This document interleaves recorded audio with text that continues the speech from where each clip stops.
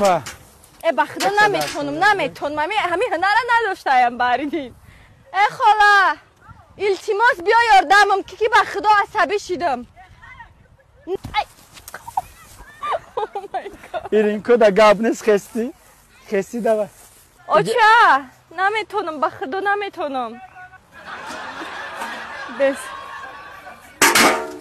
بس خدای من نمیشود. شیرش برآمد بخدا شیرش برآمد از من بعد تپیت میرسم. بس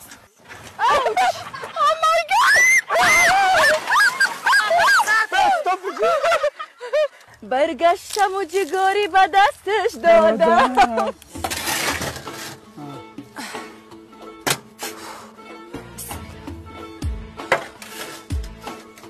ای دستم.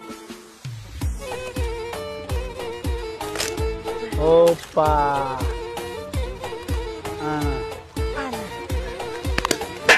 یادش خیلی وزن داشته.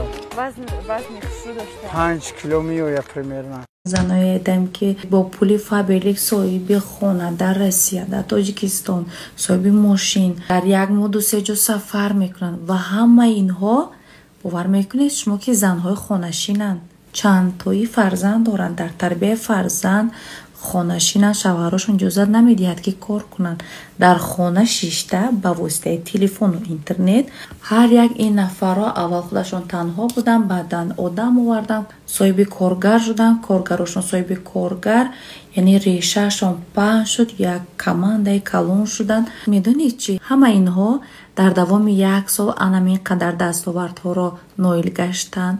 زیاد 3-4 سال بسیارش از دوره کرونا ویروس در دوره بیکاری به پولی رجیستراسیون کردن. امروز این زنای میبینی حواست میبیاید از زیباییشون از فسون پوشیشون از آیلی که میگیرن. بعد که در یک دو کنفرانس اشتراک کردم گفتم من